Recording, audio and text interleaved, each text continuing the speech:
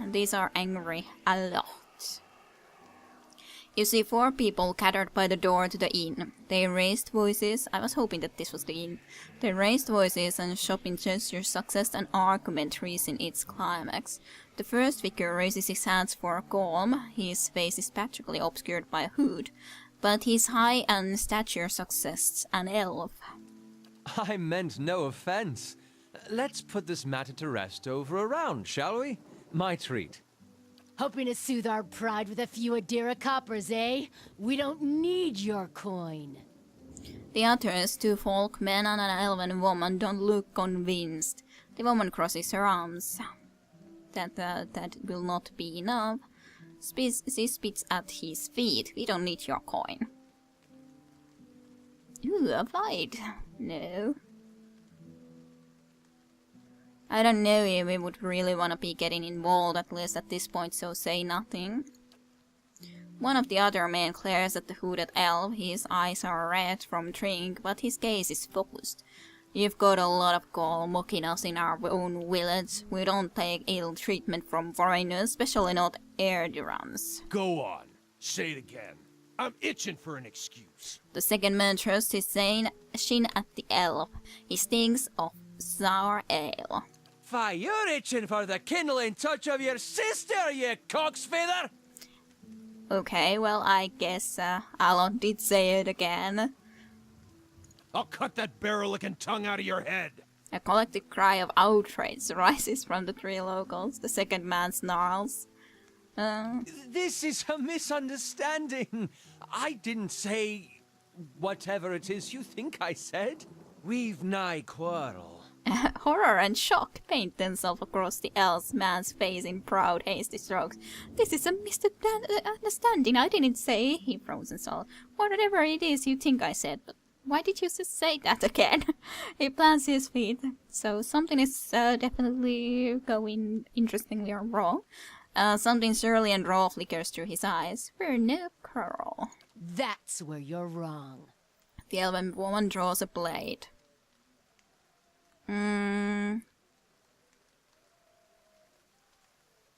Well, I guess we can say something about this, but let's see, what would we say? No, I'm not gonna say that. No, and not that either now. I first did want to just listen. But... well, I don't think attacking him is such a good idea. The 3 trunks scroll at you, and why is that?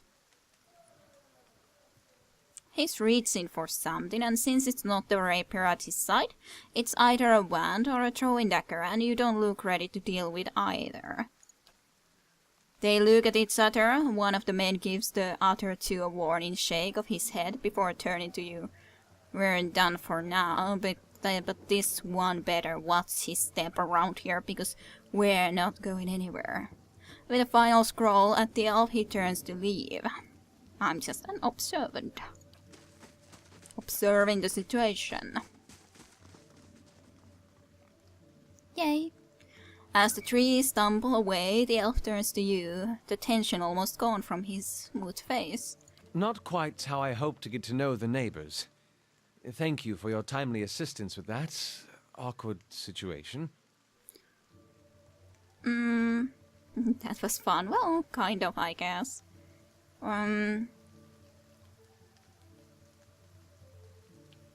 What would I say? What would I wanna say? Your welcome would be, of course, normal.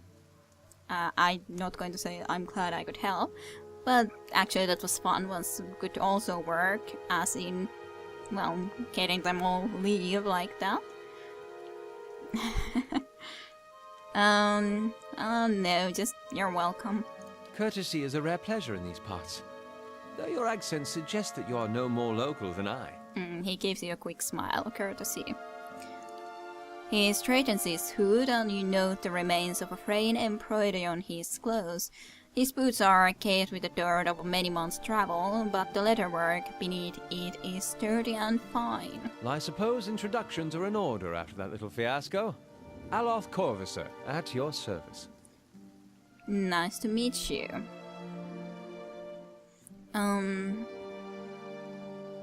How did you manage to get stuck out here? I know how I got into here, but how did you get here? He laughs uncomfortably.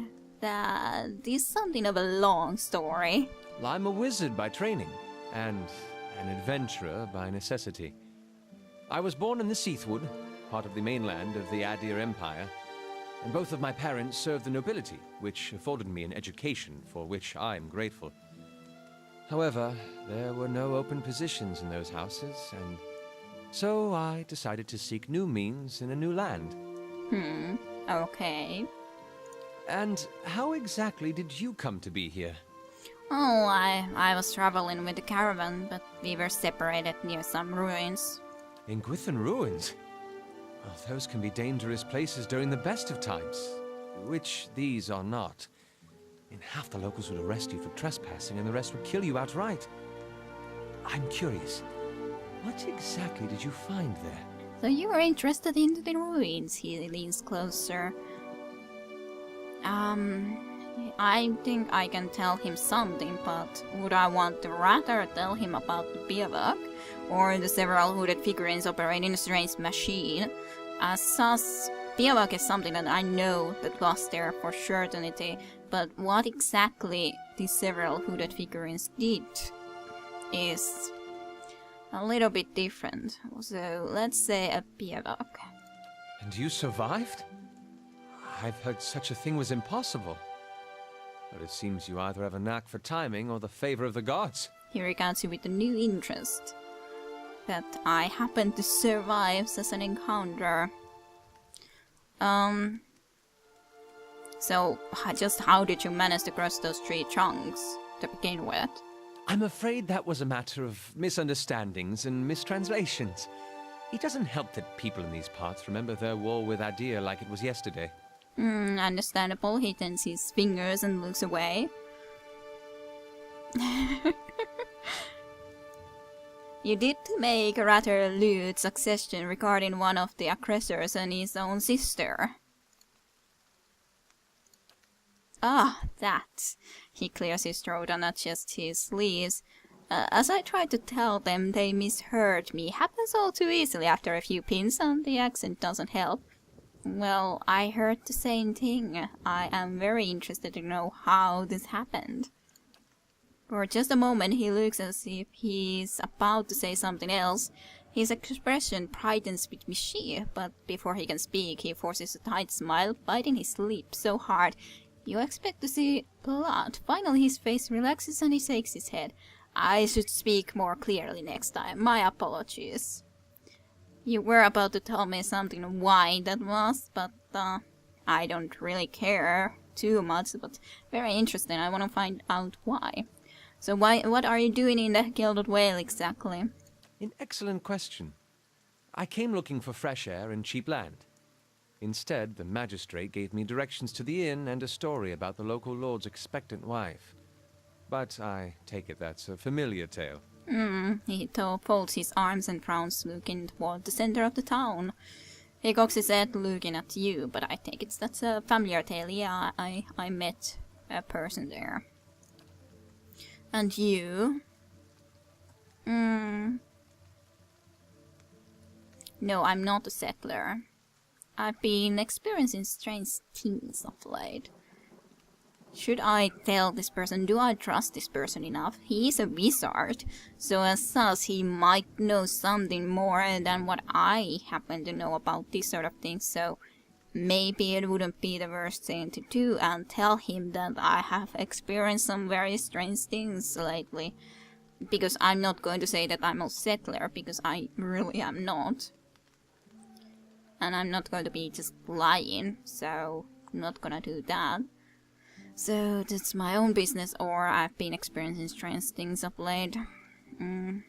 Well, I didn't tell him more about what happened in the ruins, but, well, I did tell about the bivouac, so he could think that it's because of it.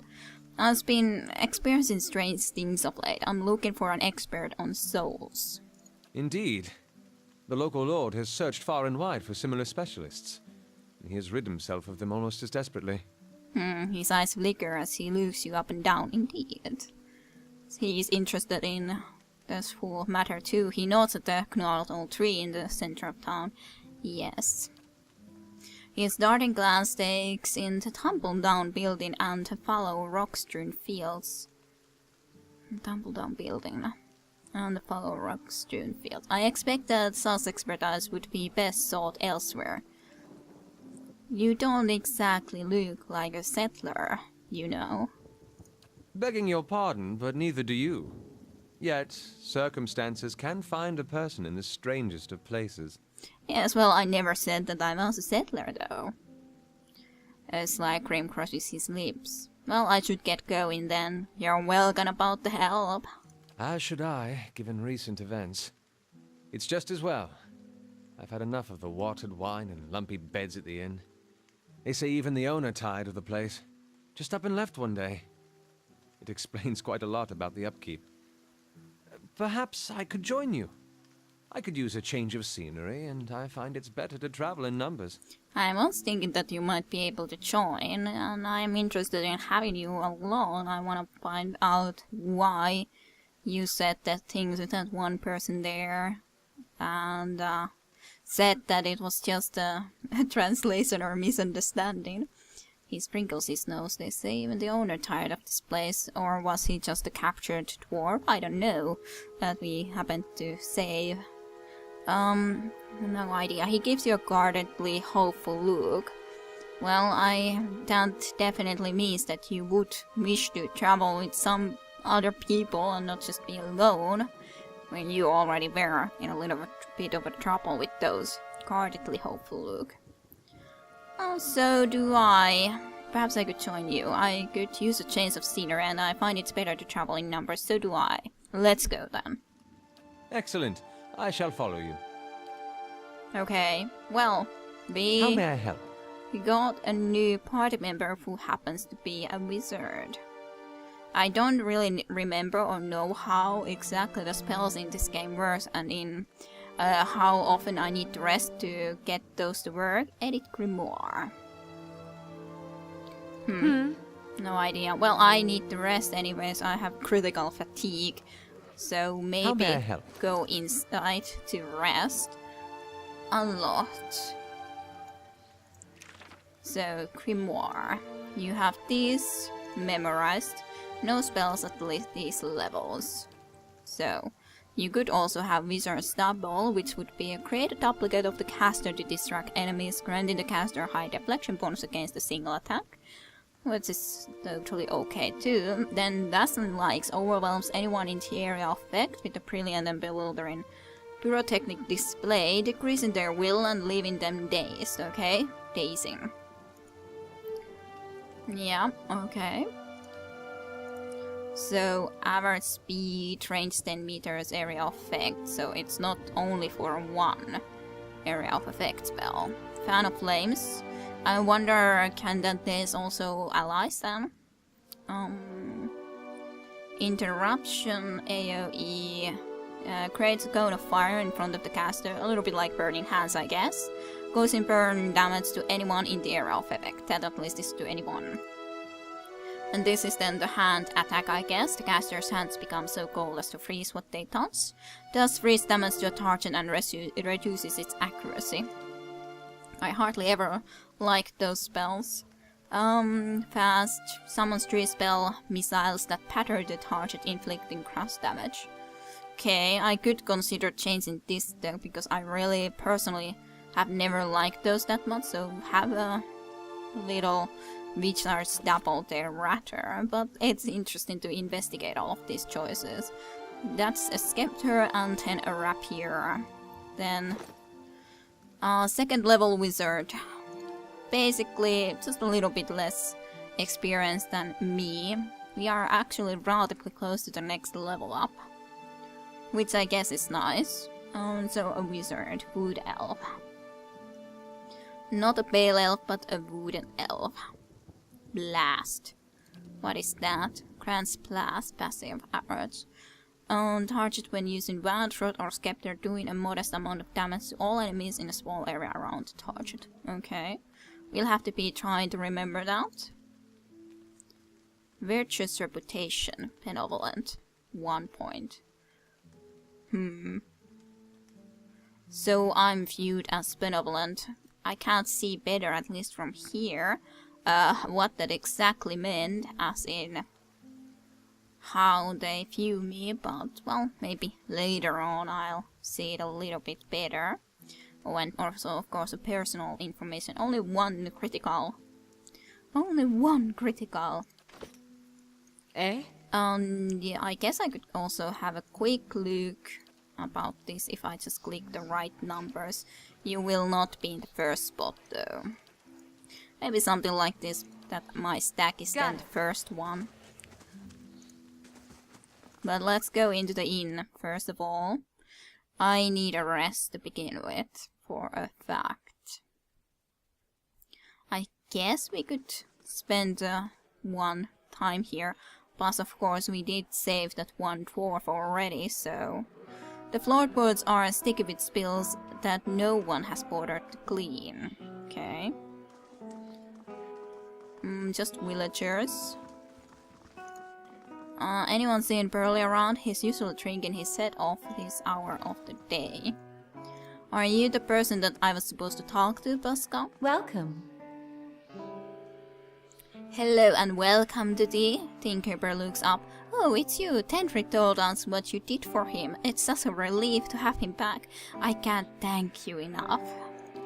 Consider yourself a favorite of the house. Discuss or drinks, rooms, Tenric says. He wanted to whip up something nice for you.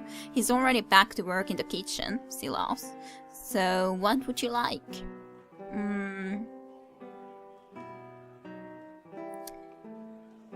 Well, I guess I could also ask this first. I could use some reliable help. Do you know of anyone looking for work?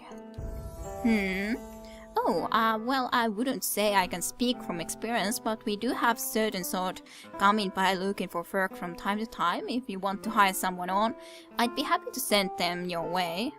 Okay, let me see what I have to work with. Okay, so we kind of can just recruit someone like this. I'm not exactly sure how this exactly works. And well, I wouldn't have be able to afford this, at least at the moment. But I can also have a rooms from here. The common room is apparently pretty much free. Laborer's Rest, which gives apparently plus to perception and mechanics, or then Derwent's Pride, which gives +2 to resolve, which is interesting. I don't know, I could pay something. I guess these are copper coins though, so of course if I do pay for 83 copper coins from that sum, I don't have a lot left. So I could have a look into the shop first of all. Party management. Yeah, that's fine. Camping supplies I really don't need to begin with. I guess I could sell something. Okay, yeah. Leather armor. I don't really need the crossbow necessarily or any of these things, so... Do I need this? Well, I guess I can keep the full fights for now. Let's at least be pretty much selling almost everything else from here. Well, I guess I could keep a torch, maybe. And then a hunting bow, hide armor. Pretty much these armors would have been best to be gathering all because they are worth the most. But oh well, it's not too big of a deal. What is the... yeah, and I could be enchanting this now. I'm not sure if stiletto would be better for me than the rapier, but... let's see, is there something I would like to buy? These are rather expensive though. Mine ranges and lots of different foods. Beer was good though. And basically beer is very, very, very cheap. So I think I could buy some, just for that reason, because it's really cheap. So why not? Really? Maximum endurance apparently. Because that one beer already previously kind of helped us greatly. So sure, I'll buy those. Then let's have a rest. Let's just have a common room for free because, well, it's free. Let's rest. Ooh, some sort of a dream. You can see those stones. Oh dear, and there's the hanging tree. Your sleep is restless and fevered, assaulted by hisses and whispers, blanketed with suffocating anxiety. You open your eyes to awaken and find yourself in front of a Gilded Whale's callow tree, the creaking of its ropes growing louder in your mind until the sound is deafening. Hanging from the tree is an old dwarf woman whose face has shriveled inwards like a mouldering fluid. Her head hangs limply to one side. As you look at her, she looms larger and larger in your mind until she is mere inches from your face. Suddenly, her head snaps up and her eyes open, and they are empty, and behind them is a vast nothingness that makes your stomach drop. Her mouth slowly parts, and with a gust of rancid air she speaks a word. Watcher. Watcher. You jolt awake, the foul smell of the dwarf woman's breath still permeating your nostrils. Sweat runs down your face in thick droplets, and your skin is soaked from head to toe. You remember the woman. You remember seeing her decaying face when you spoke with the magistrate. He called her an animancer. Okay, that one was the animancer. Though it fills you with a new, queasy apprehension, you feel a strange compulsion to see this woman once more, if only to confirm she is truly dead. Okay, I guess that is something we need to do then. Well, we had a rest. Well met, friend. The incumbent smiles brightly at you. Hello, can you come to rest your feet a while? I'd like to know more about the Black Hound. Really? Well, let me see. The actual building been here for years, but the Black Hound's fairly new. We get a lot of new faces in here too, fewer than we used to, I'll admit. Then for it's the big draw, I'm sure we'll get the big crowds back again in no time. I used to work the tables actually until the old owner up and left. Nobody's sure what happened to him. Even left his poor hound behind. Oh, hound. That's the name. See the Black Hound? It's still sitting upstairs pining after him. Poor old girl. Place ended up in my hands somehow. She laughs. My very own in a lot of hard work involved, but it's been worth it so far. Please sit where you like. Would you like a drink or a room? We have 2 available at the moment. I'm afraid we can't offer much in the way of a good meal today, she sighs, unless you're fond of gold porridge. Yeah, no, thank you. Ooh, weekend level ups. Well, I guess that's nice. Good to have a look into the inventory though. So, yeah, I was hoping that I could be separating these. Let's put these 5 for me and you can have 1 beer for yourself. There, you're very welcome. To be continued with Pillars of Eternity with Kidder Rusha.